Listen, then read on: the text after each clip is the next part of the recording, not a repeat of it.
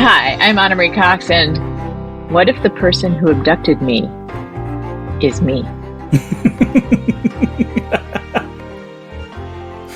Hi, I'm Daniel Dresner, and there's a lot of earning potential in the end of the world.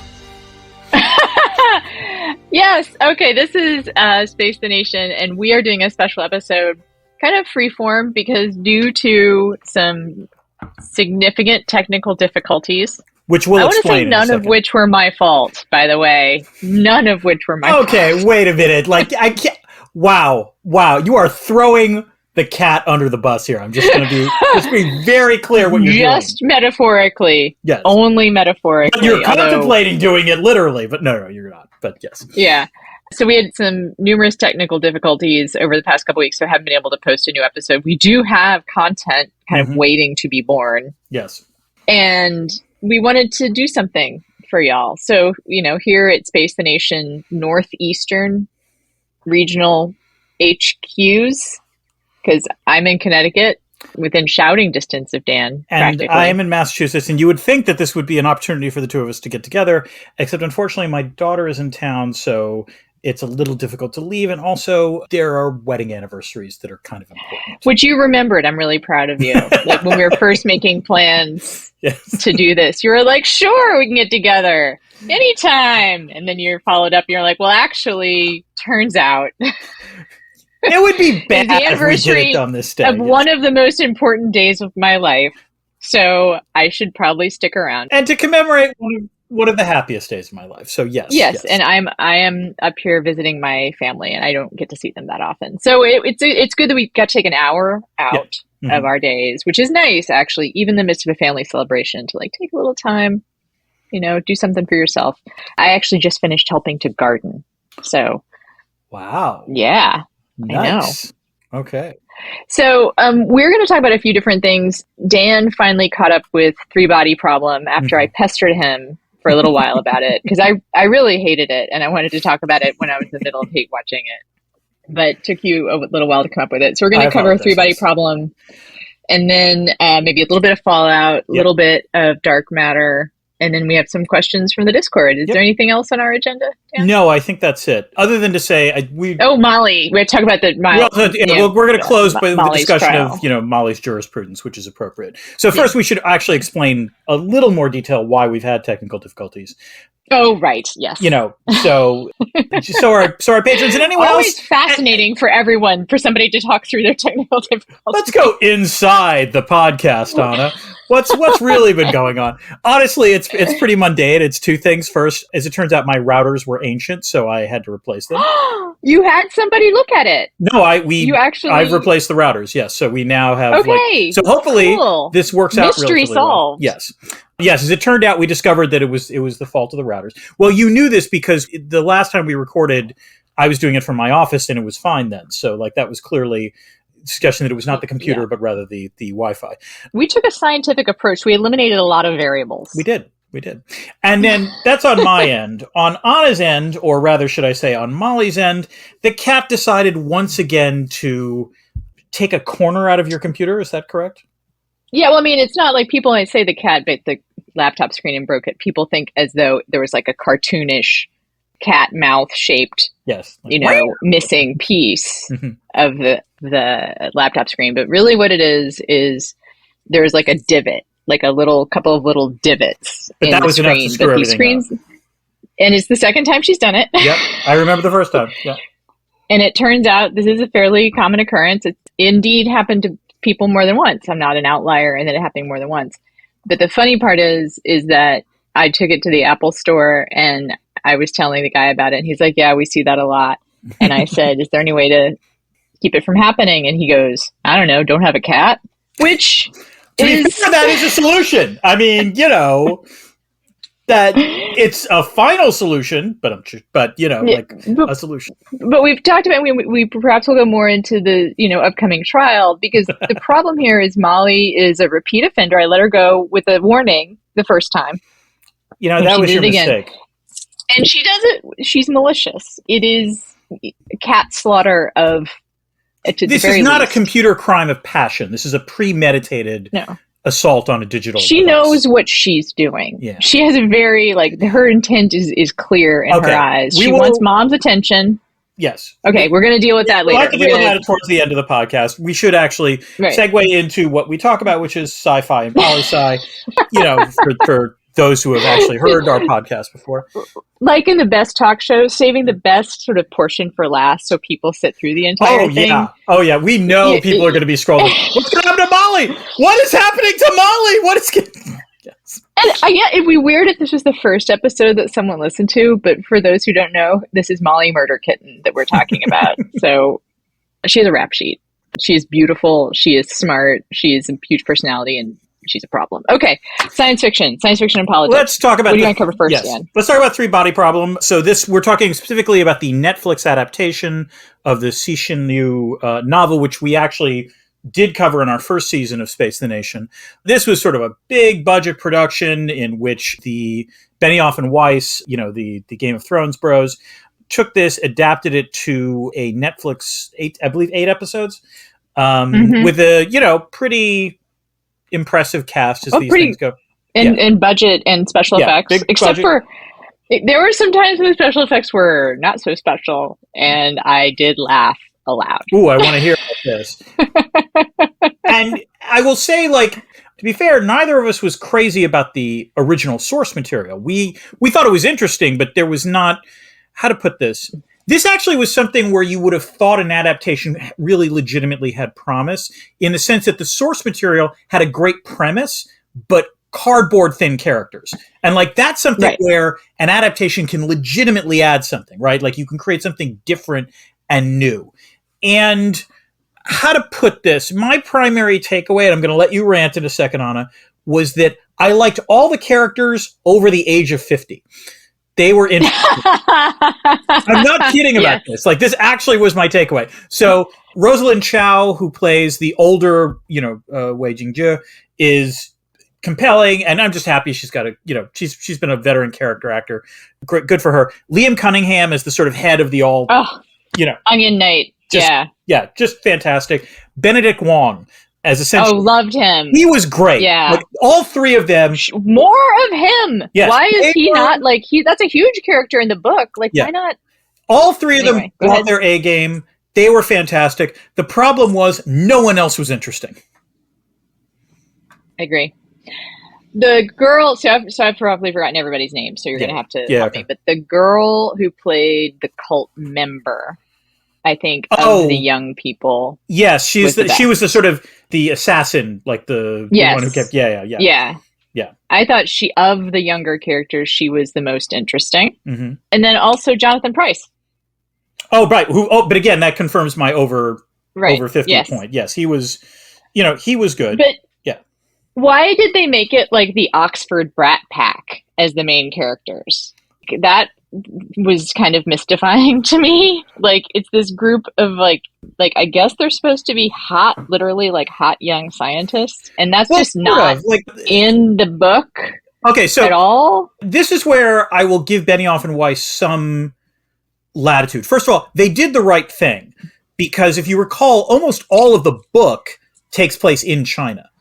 And yes, I'm sure. Yeah, and the awkward thing, but the awkward thing was the China when Cixin Liu wrote this and the China now are two very different Chinas. They had to move it, not just because of we need white faces in it or Western actors in it, but also because it wouldn't have been believable if this had been shot in China. Right. So I don't begrudge them moving to Oxford. The problem was that they decided it's the hot scientists that I have the problem with. Also, I'm not opposed to hot people. Perfectly fine to have them. No, the problem was they were all boring. They were all boring. I guess John Bradley, who played the sort of he was fine. The Game of Thrones alumni did great. Yes, right, and he was killed off so early. Yes, spoilers for Three Body Problem. Yeah. Okay, so I sent you a screenshot of the part where I laughed out loud. There are two parts where I laughed out loud. Oh, okay, that I remember. Yeah, one was the thing where I sent you. Okay, the bad VFX was when they're in the Oxford quad, which I've only been to Oxford once, but didn't look like a very realistic Oxford quad either. And they're sitting there, and then the stars are supposed to blink, and it just looks transparently like someone threw a black a VFX blanket. Yeah. Over like literally okay. like threw a black blanket over a pillow fort, and like poked some holes in it. Yeah. Like it just looked completely fake, and then that was bad special effects. And then like there's like the world's reaction to it. Do you remember? Did that strike you as odd, Dan? It was a little strange. Yes, like first of all, I mean, because there were two moments where there was a reaction. The first was that one, which frankly was kind of underwhelming. Like everyone was like, "Well, that's odd. Wonder what's going on there." And then all the stars in the world blinked. Yeah, and weird. Then, like, you know what? Who knows? Could be anything. Like it was like, wait. Wow, this world is much more chill than I would have expected. And then, of course, when it's the "your bugs" message, that's when everything, ostensibly goes off. Which is a much easier thing to fake if you're going to fake something, kind of, right? Mm-hmm. Like the stars blinking right. Scientists would be running around with their hair on fire. Right. You could actually envision a human being pulling off the "your bugs" thing. It would be incredibly difficult, but that's basically hacking and like some really good. The stars blinking, that would freak me the hell out. Yes, and that's the. And people are kind of like, "Huh, that's interesting." So what I sent you was the screenshot of the guy watching the BBC coverage of it, where it just has like a chyron. I think like stars. I think the chyron literally says something like "stars blinked," like question mark. Right. You know what? You know what it reminded me of? Do you remember when we talked about Greenland? And the NPR commentators were like, just impeccably professional and like, yes, it looks like the world's going to end in 8 hours. We'll be right back after this pledge drive, or something like that. Tote bag's still available. Just the thing you need packing for the end of the world. Who goes to the fallout shelter with an NPR tote bag? Like, I mean, you're going to get judged. Again, there were things I admired in the original novel. And like, actually, the fundamental IR challenge is legit fascinating. The idea that there's one species that technologically develops at a constant rate, the other, which is us, at an exponential rate, and therefore they're trying to do this war on science thing. That was fun. I liked that. That was an interesting premise. Some of it, and I also, the best of like the young people was actually towards the end, the dying guy, I think. Yeah, became more interesting. Oh, the one who was willing to go into space. Will Downing, played by Alex Sharp. Will Downing, I think he carried it off. Mm-hmm. He was given some stuff to do, basically. Right. Like, besides be like a smart, hot person. But I think, which is, I can tell you from personal experience, obviously that has its own weight that you carry. But it's not very complicated to play. Diary of a young hot person, smart hot person. But what was I going to say? Oh, the thing, and I know that they combined like the first and the second novels, so maybe this is a fault of the second novel, that the idea that the aliens, Trisolarians, would never have heard of lying over the 20-something years that they've been in contact with these people, that they would never have been presented with the problem of like someone misrepresenting or telling us, not even misrepresenting, telling a story. Mm-hmm. Like that's what blew their minds, right? They're the same as they're the same technically as the aliens that we see in Galaxy Quest. That like we don't understand. Right. What do you mean fiction? Like these are historical documents or something.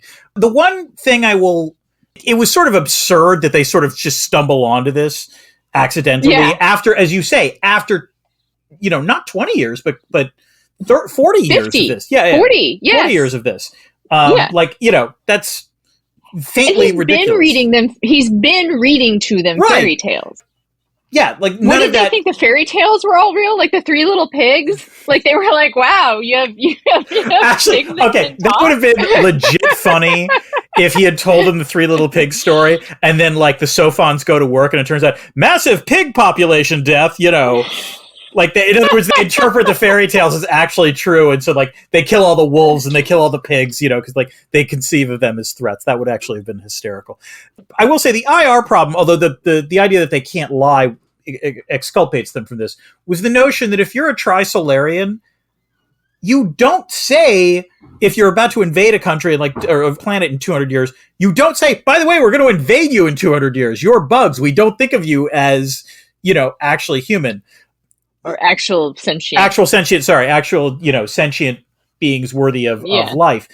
That seems like a really stupid thing to do, just as a tactical, thing. Again, after 50 years of talking to them. Right.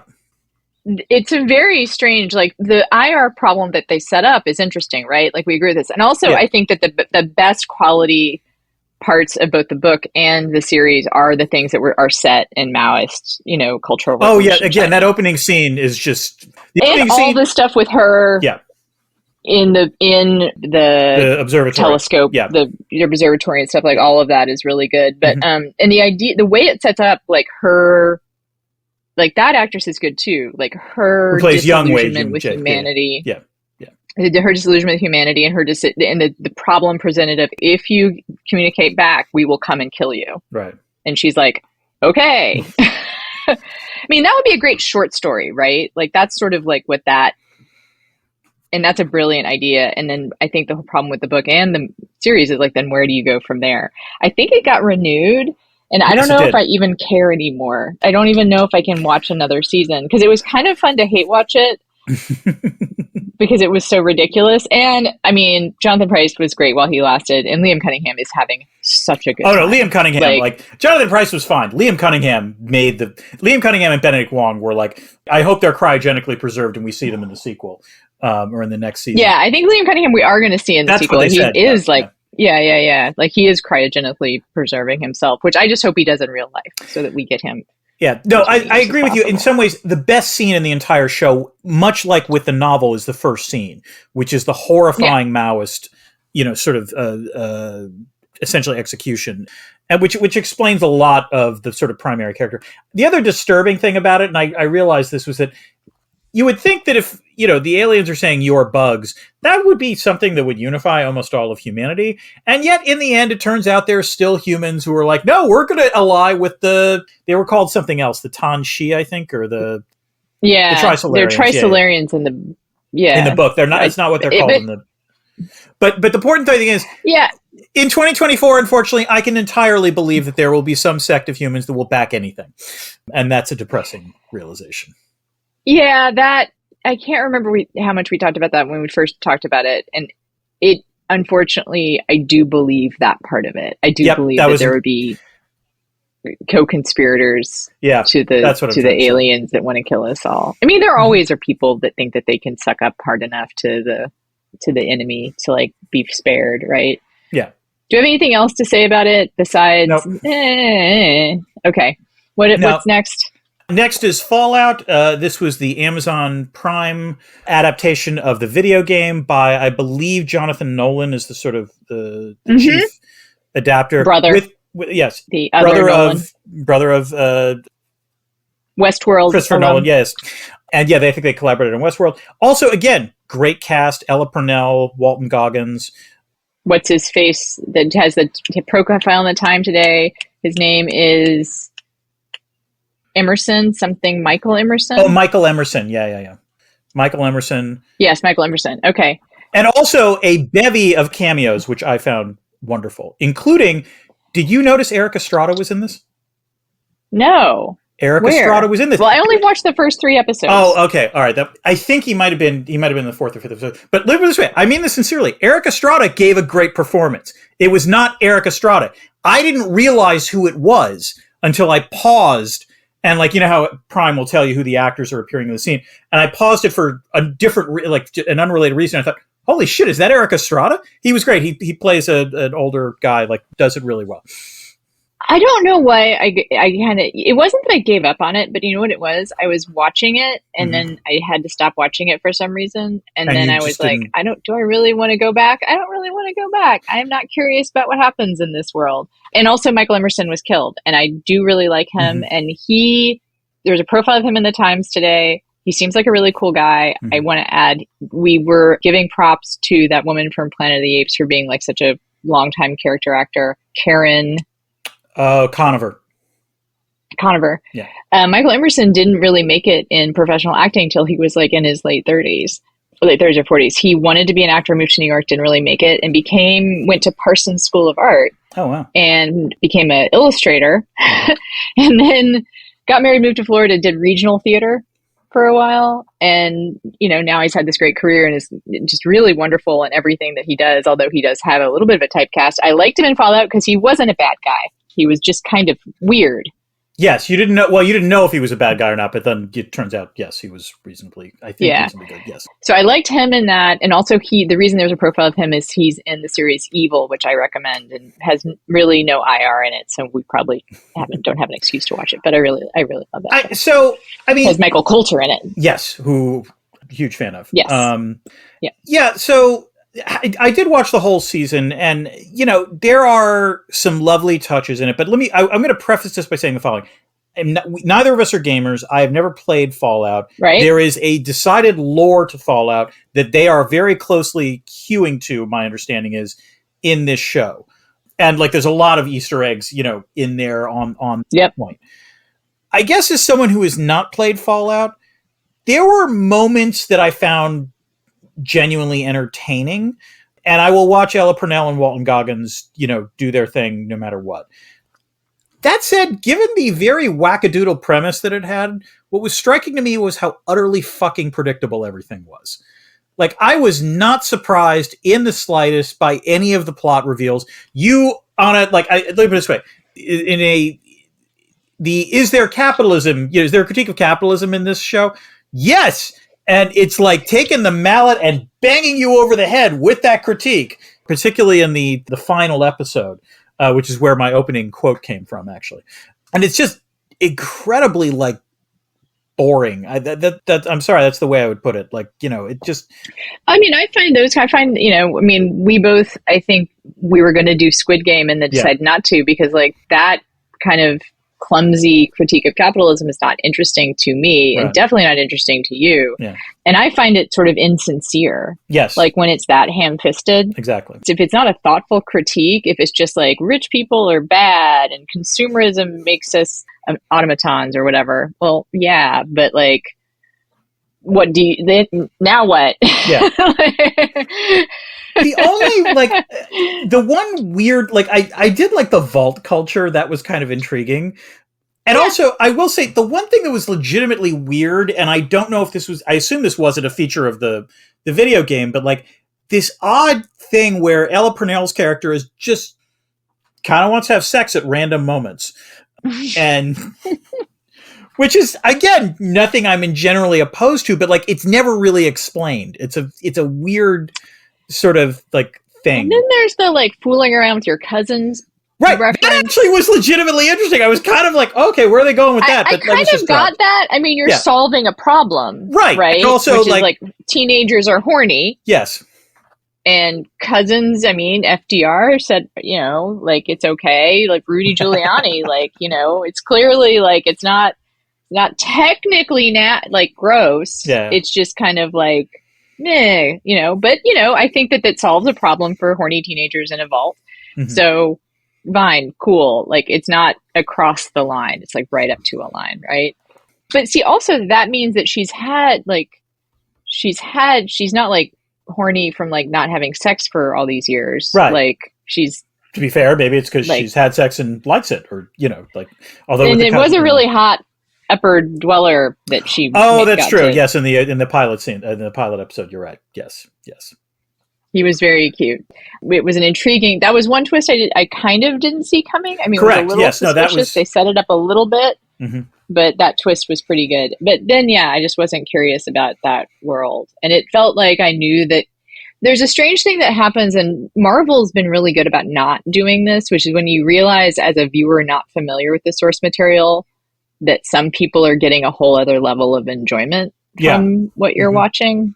Mm-hmm. And it's really feels kind of alienating. And I think that there's a ton in Andor that is for people that are really entrenched in the lore. Right. But you don't have to know anything about it. Exactly. I think that the way appreciate the show. Right. And the way that it works in Andor is that Tony Gilroy, who's the showrunner, honestly does not give a shit about the lore. I think he's fine with the Easter eggs. They're literally just Easter eggs. It's not the camera is panning to something to indicate, hey, notice this? Wink, wink, nudge, nudge.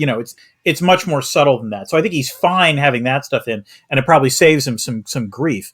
But you're right. That's not the main point of the show.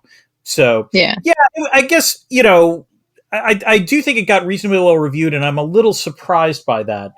I will say there's some aspects of it that are legitimately inventive, both in terms of the costume design, in terms of some of the FX are actually like the weird mutant things we see are kind of okay. And Walton Goggins again, like there's a great Yeah. scene at the end where he sort of learns the truth that, again, if you had half a brain watching this show, knew what was going on, but he sells it, and that's an important gift. So yay, glad he got work. Everyone loves him, so yes. that's cool. And then I mentioned Dark Matter. Did you watch the first episode or first I didn't have time episodes? to. Well, so then, like, here's the question: should I watch the first? Should I get into it? that's an interesting question. I think that Joel Edgerton is very great, and also your girlfriend Jennifer is Connelly. in it. Yes, Jennifer Connelly. Mm-hmm. So, and Jimmy Simpson, who is another actor who had like comedic roles for a long time, just played the doofus, and finally is sort of like having, ever since Westworld kind of came into a leading man kind of position. So the acting is really good. It's Apple TV. Like all of their productions have a glossiness to them, I would say, like the rich production design. Yeah. They're easy to look at. Yeah. Right, like even Foundation is the best example of this, which it's been an uneven series, but it is never boring to look at. Yeah.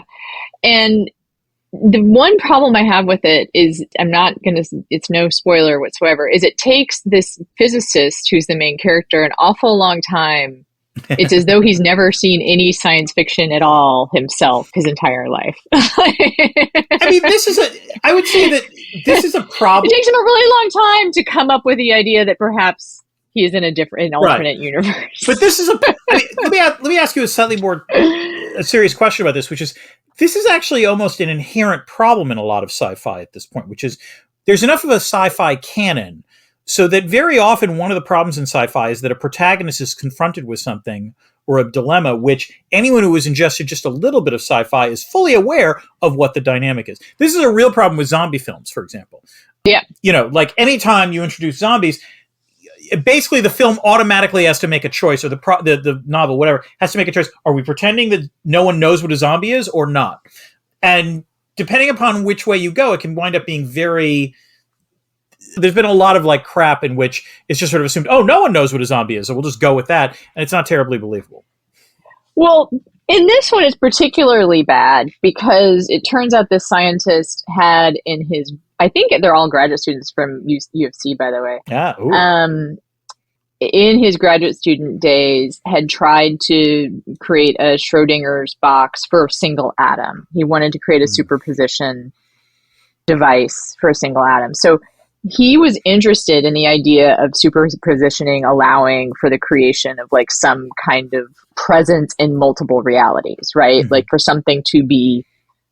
single thing to be present in multiple realities is the best way to put it, I guess. And so the idea that wouldn't occur to him as being like, oh, I thought this was only possible. Like the only thing you need him to say was like, this shouldn't be possible, right? Like, or should only be possible in theory, right? And also he does a fucking lecture on Schrodinger's cat, which you pointed out, maybe a community college student would need to be introduced to the idea of Schrodinger's cat. Maybe a community college... I think people who might be interested in physics, even at the community college level, would have read some science fiction at some point and know what Schrodinger's cat is. But I remember learning about Schrodinger's cat like in high school. It was like a cool, like a cute thing to teach students, right? Like it involves a cat. Like it's like, But the thing about that is that, yes, perhaps in the real world, a community college physics professor would need to do a lecture on that. But you wouldn't need to show that we don't, as an audience, need to see that unless there's some reason for the community college students to be involved. That's fair. But the performances are good, pretty people to look at. It takes place in Chicago, and I do think I'm pretty sure they shot parts of it in Chicago, actually near where my friend lives, it looks like. Okay. And so I'm interested to see where they go. Like now that they've thoroughly set it up, what do you do next? And it took a little while to get to a point where I think most places you would get to this place faster, where everyone knows like, oh, we're in an alternate universe. Now what do we do? Right. Like my line that I opened with is the last line of the first episode. The what if the person who kidnapped me is me? Like that's a. It was in the trailer. Actually, too. it might be in the second. Anyway, yeah, it's in the trailer. It takes him a while to get there. He should have seen the trailer. Why didn't he see the trailer? We'll be right back after these messages from the wonderful people at the Vaultec Corporation.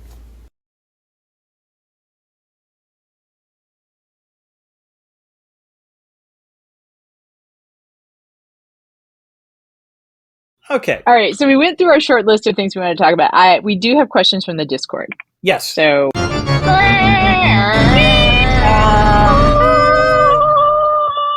Okay. This is a really good question. John D asks, what are your favorite examples of famous people utterly missing the point of a sci-fi story? And I believe that we can refer to this as the torture nexus conundrum, or the torment nexus. Yes. Torment nexus syndrome, where someone, a tech bro, is like, let's invent the thing that science fiction warned us about. Isn't that great? Right. And I would say, and as he suggests, the fact that the Chat GPT guy thought it would be cool to use Scarlett Johansson's voice, because wow, like it's also about an AI. So let's use this character from a movie that's about people being alienated. Right. So do you have any examples, Dan? I mean, actually, the weirdest example, it's more recent, but I mean, I believe, didn't Netflix try to create a reality show based on Squid Game? Which is pretty fucking horrific if you think about it, given that, as I said, given that the obvious, I mean, and it's also like, Squid Game is not subtle about this. It's very, very upfront in terms of what it is trying to say about capitalism. And it was like, really? You're going to do a reality show based on it? That seems to not understand what the point is.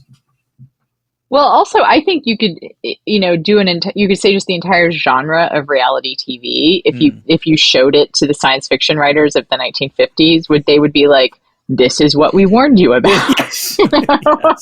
Yes. Yeah. Like I sent you like this Mr. Beast guy, who's the most successful YouTuber of all time.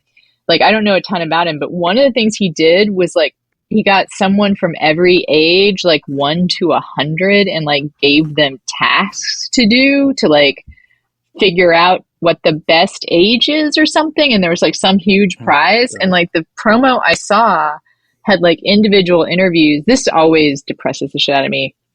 Individual interviews with each one of them where people are talking about what they wanted to do with the money. And it's stuff like, my kid wants to go to college, right? Like, this is the same way I feel about, like, I basically, when people have a GoFundMe, I will give money, but I can't read them because it is not heartwarming for people to have to raise money to treat cancer. Right. Or, right? It's always like the same thing of like the story of, oh, look, this teacher finally raised enough money to buy like materials for her class. She shouldn't have to do this. It's not, not her job. Yeah.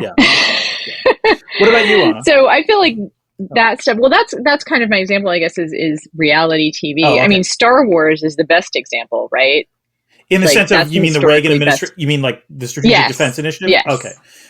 Yes, like that's the most consequential example of all time, I would say, right? Is like a government deciding to be like, oh, that seems cool.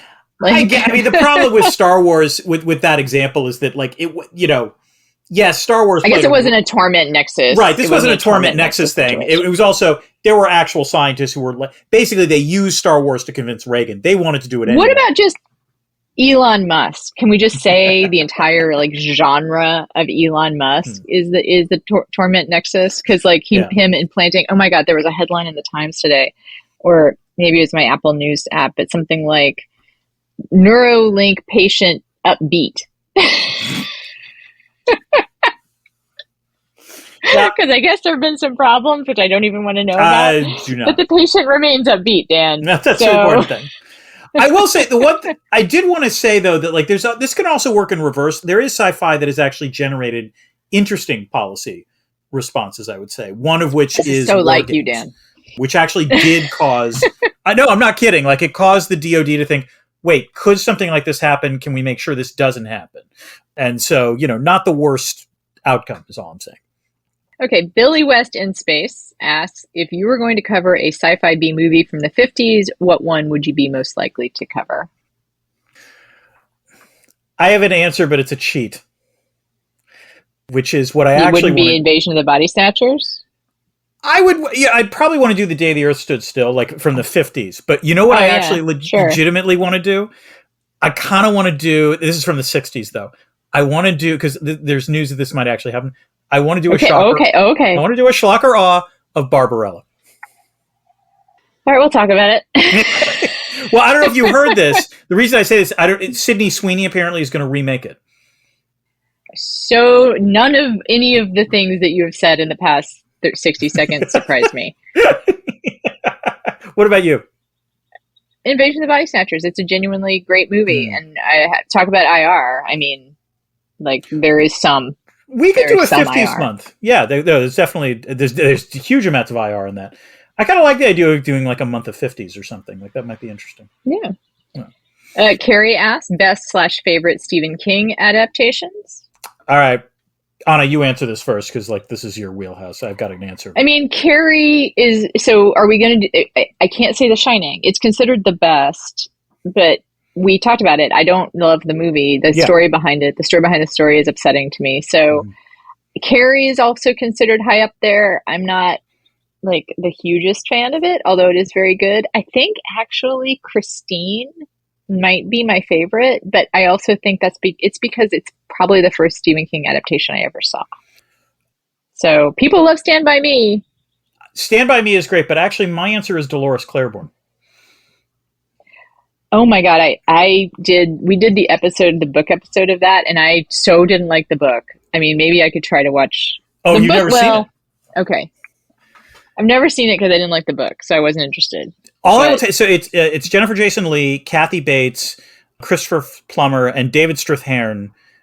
He's great. He's great, and he plays Kathy Bates's husband, who is just and like the biggest asshole. Yeah, no, I'm familiar with it. Yeah. And he is fantastic in that role. Like it's just you're rooting for him to die. Would be the way I would put it. It's just an incredible. Stephen King has a real thing with like abusive husbands. Yeah. He really means well.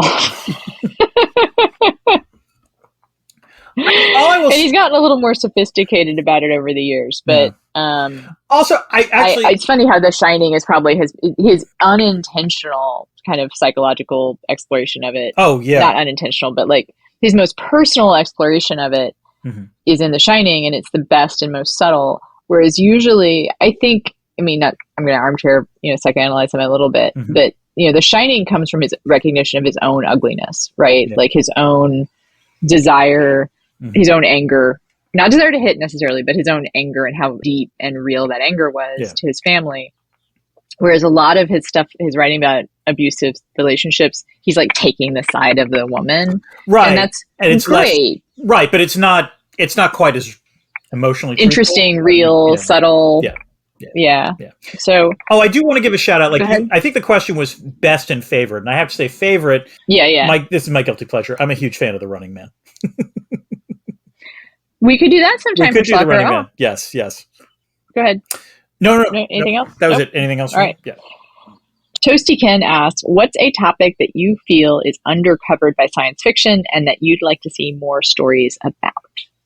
I mean, we've had this question before because, like, I remember your answer was talking about recovery. Well, how do you deal with addiction in space?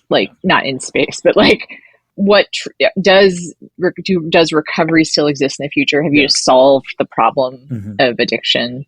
I think that the more I think about it, the more interesting I find that kind of stuff to be, because addiction is a part of the human condition, really. And so even if you've solved like the drug or alcohol part of it, gambling, sex, shopping, all of the things that people do when they're uncomfortable with their emotions, what are new and different approaches to those? But I'm going to sit here and think about what else I might be interested in. And Dan, please, do you have anything to add? I mean, I think I'm going to give the answer that I gave before, which is I do wish there was a little more hard sci-fi out there right now, like the again, sort of The Expanse, which was one of the things that made that so enjoyable.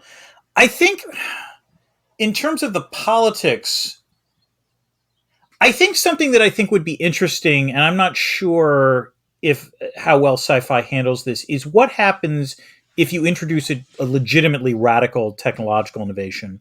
How does that change politics, or does it? In other words, just to give you an example, there was a really just a shitty Netflix movie that came out last year. I think Joseph Gordon-Levitt was in it, about it turns out that people could take a drug and for 10 minutes they'd be a superhero, and it wasn't clear what powers they would have, but they would have some powers. And the movie was bad, but it was an interesting premise. And I'd want to see an innovation that would have similar sort of, dramatic effects. And what would that be? Actually, I suppose male reproduction, for example, would be fascinating. What happens if you create a society where men could bear children? Something like that. Well, what also if you could invent a society where women could bear children without men? I think that's been explored somewhat. But, I really appreciated our conversation with Anna Lee Newitz, where they pointed out that there's no children in their book because childhood is a time of being children are exploited. And I kind of believe that. I know this is partially a problem of you've had what you think of as a good experience with children. Well, yes, And I think childhood is kind of a bummer.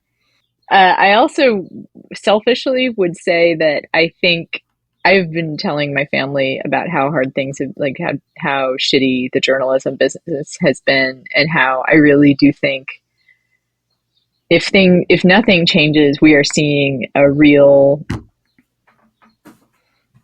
paradigm shift in journalism, and it's equivalent in terms of cultural impact. I think the example that I may come up with a better one, but the example I've been using is the decimation of the auto industry, just in the sense of the number of people I know without work, and the knowledge these jobs are not coming back. Right. That even if again, yeah. My income right now, I'm not earning most of my money from being a journalist. I have some consulting, and I have I teach, and then my book. And but you identify as a journalist, and that's what you actually want to do. I would prefer to do that, but I've talked about the newsletter problem before, but it is a real problem because it just further atomizes the industry, and it puts us all in competition with each other. And it's not a sustainable solution. And I guess I can make an announcement, which I've joined Flaming Hydra, which is a community. It's a journalist-owned cooperative of, it's 60 journalists. We each write one piece a month. It's basically a newsletter magazine. Nice. And then we share the profits from subscriptions. Right. But it's not no one's going to make a living off of that. It's just a way of doing writing that right now, I would be interested in a science fiction that explored the problem that we're going to have with not having a sustainable journalism industry. All right, there we go. Okay. Next question. I'm going to go with Nick Bauer, Big Turbo Nick. Okay. Do either of you have any favorite science fiction short stories? Anna? I'm not a big short story person.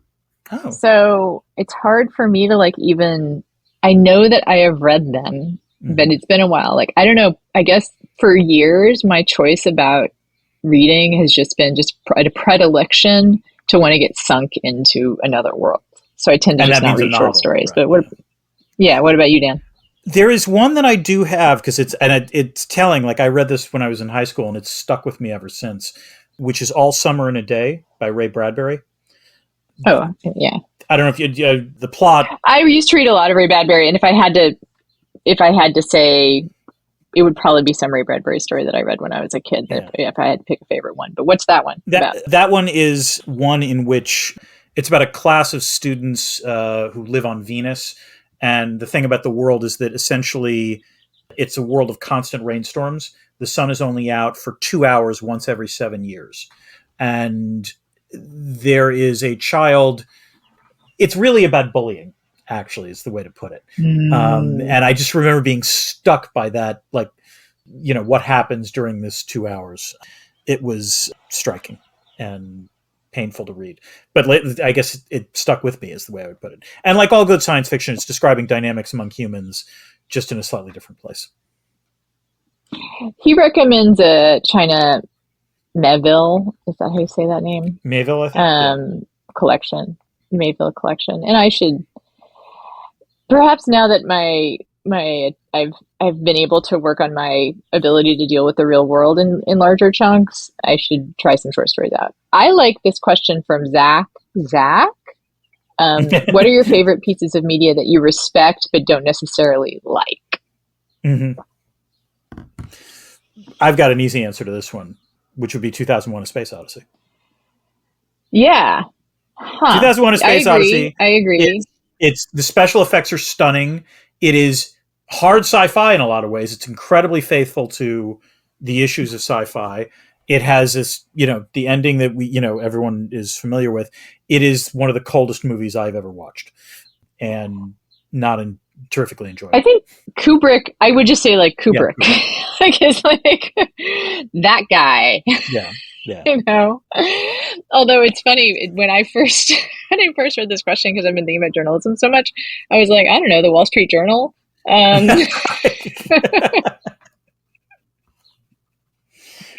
What about you? Yeah, I mean, so Kubrick is a good example. I mean, a fair number of the stuff that we've talked about, like I think Three Body Problem, the novel, I respect it. I think it's really like, yeah, that's a good example too. Product of a lot of obvious, thoughtful investigation and philosophical inquiry. Just, I don't enjoy reading it. Great. Also, Arrival is a movie that bothers me personally, but I recognize as being a aesthetically and formally beautiful and well-made movie. Yeah. I think there are TV shows like that too that people love. I was trying to say, like, I've tried to get into Succession and I cannot, but people just keep, but whenever someone tells me to stick with something, it's, life is short, man, I still want to get you to watch The Good Place, but I respect that. And I recently watched 2 well-reviewed comedies that I'd resisted, Girls 5 Ever and Hacks, and now I love both of them. Oh, good! And I cannot stop telling people. I am so happy about this. Which one? Both of them. I love them. Which one? Both of them, but Girls 5 Ever in particular, like Hacks is really good. But that's slightly different. Girls 5 Ever, I missed my Tina Fey's, like nutso comedy thing. Yeah. And also, I think I talked about this on Blue Sky. The thing that I love about Girls 5 Ever, which was, it walks this perfect tightrope of describing the pop culture moment of like 20, 25 years ago with like a dash of nostalgia, but also a genuine amount of like, this was horrible, by the way. This was problematic. These are problematic faves. Yes. Like, again, like, and I know it's not, I think it's Meredith Scardino who's the showrunner for it, but like, it nails that tightrope of like, I love all the flashback scenes. All the flashback scenes always kill me in terms of like recreating. And the songs are very infectious and they're genuinely good, singers, actresses who can sing, singers who can act. Sarah Bareilles and Renee Elise Goldberry are fantastic. Yes. So no, glad to hear. I also, Hacks, I'm very proud of myself. I will add, because it does have one of its sort of main themes, I should say, is narcissistic mothers. And I made it through that. Yeah, that's a good point. Fair. Yep. Thank you. Fair, yes. Fair, like I writing my memoir about my narcissistic mother. But by the way, it's been a little raw. I am going to add, like, when your book eventually gets adapted to the, like, Netflix or Jean Max. Smart would be. No, I wasn't thinking Jean Smart maybe for your mother. I was thinking Hannah Einbender for young you. Oh yeah, no, she would be perfect. Yeah. Actually, you could just do the same cast. There we go. Like it would be, my mom was like vaguely Southern and tall and blonde and blue-eyed and refused to recognize when she was getting older.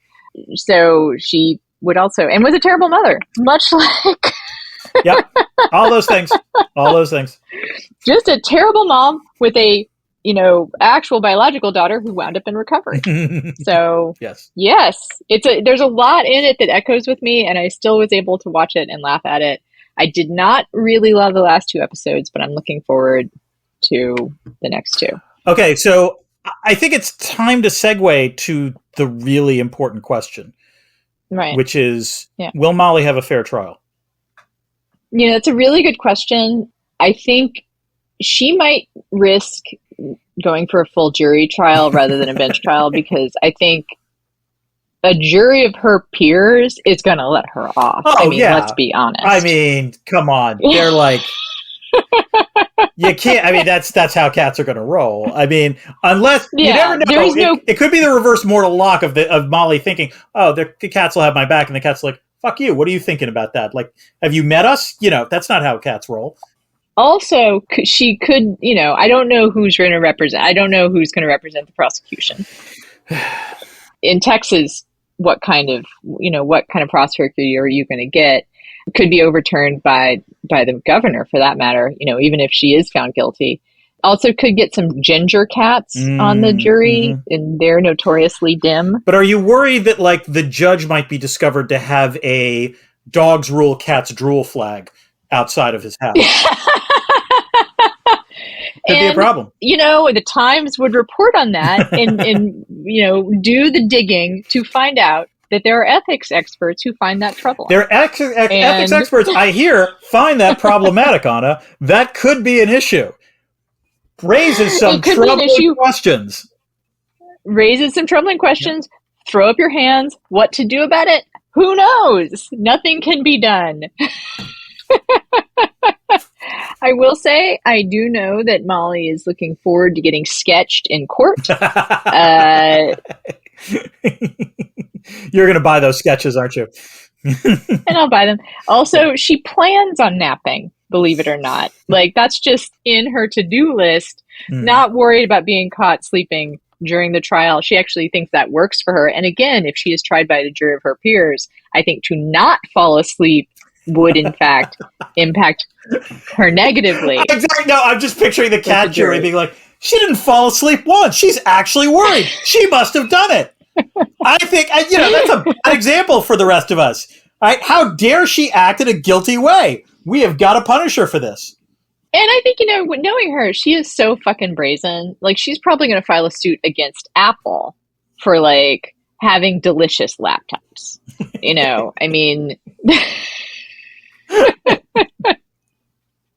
Like a class action suit, I'm thinking. Oh no, and she could also try to bring in the FDA and argue that the apple should be registered as a food product and regulated by them. There you go. Yeah. The one thing I know is she's probably going to do it again. So more serious, not serious. It is serious. The time she did it before, I did have like one of those anti-glare screen protectors on the surface of the laptop screen. She didn't damage it as badly. And I do think that I need to get another one of those because I looked up the PSI of a cat jaw. It's not that strong, but it's the pointiness of the teeth. Yes. It's the PSI like in the point of the tooth. So if you can get any kind of spread of that, it's going to make a difference. So I know that this is something people were asking about. She is adorable and she makes me laugh. And she is most infuriating animal I've ever owned. I wouldn't give her. Not a surprising combination, Anna. Like, that's the way, Yeah. Yeah, we attract the pets into our life that we need to teach us things, and I credit Exley with teaching me a lot of patience for some things and teaching me a lot about loving someone through all of their anxiety and, defense mechanisms, let's say. And Molly has kind of taught me a lot about self-actualization, let's say. She is just completely who she is. So that's kind of admirable. I guess we can kind of wrap up here. This is the hour we promised people. Yep. I do want to ask, Dan, what are you doing for your anniversary? that I can reveal on the podcast. We're just going out. Yeah, no need to like get into techniques or. I've been working out, Anna. I've been training hard. I'm in the best shape of my life, is what I'm saying. Okay, I am ready for this. No, we're an after action report from Eric. We're just. I just meant, are you going to dinner? We are going out to dinner. Are you? You mentioned actually. I know one thing. I know what one thing you're going to be doing besides the thing we're making jokes about, which is you're going to go see Furiosa, right? I am, but not with Erica. I'm actually doing that with Lauren. Oh, Lauren is actually like turned into the child that likes to go to these kinds of films, and so I am looking forward to taking her to this. We're going to enjoy it, and also, how do I put this? For our anniversary, me doing something nice with Lauren. That's good for Erica. Like, Erica will appreciate that. And so that's... I was going to say, I mean, it's appropriate to celebrate the kids, that would not exist without the larger thing. Without the marriage. I mean, and and y'all raise some great kids. Yeah. Like it's part of being married to raise some wonderful children. So, but other than that, I think we have a nice well. dinner planned, and mostly I think a pretty mellow evening, and mostly an appreciation that we're still not tired of each other, which is really the best thing. What year is it actually? It'll be our 27th. Oh wow! But no French Polynesia this year, huh? No, that was the 25th, obviously. So we didn't. But we are talking about what we're going to do for our 30th, and like we're like planning ahead. So. Antarctica. Well, I mean, we're gonna skydive into Antarctica. Yes. Skydive into Antarctica. No. But we have our list, so it'll be fun. All right. Well, it's really nice to catch up with you. Yes. Mainly this podcast has been an excuse just to keep doing this project together. However, let's remind people you can make sure this podcast continues by becoming a patron. A patron. Yeah. Go to patreon.com/spacethenation. Yeah. And we appreciate every single one of you, patrons and non-patrons. This is a real gift. It is at this point, it kind of expensive hobby. Cheaper than it's an expensive labor of love. It's an expensive labor of love in the sense that we're not remunerated for it, but I think worth it. But anyway, I also love that I get to stay in touch with my friend Karen. So thank you to all of the listeners for making it possible, but especially with the expenses incurred by the crimes of Molly Murderkitten. If you want to become a patron, now would be a really good time. Yes. How about that? Does that sound pathetic? Or no. Save Molly, become a patron. Just to let listeners know that coming down the pike, we will have, I think, finally Kingdom of the Planet of the Apes will be uploaded, then Mad Max Fury Road, and then Furiosa. Yeah. And then we continue with Big Dumb Movies for Hot Sci-Fi Summer. Yeah, that's correct. We're looking forward to it. And until next time, keep this channel open for more.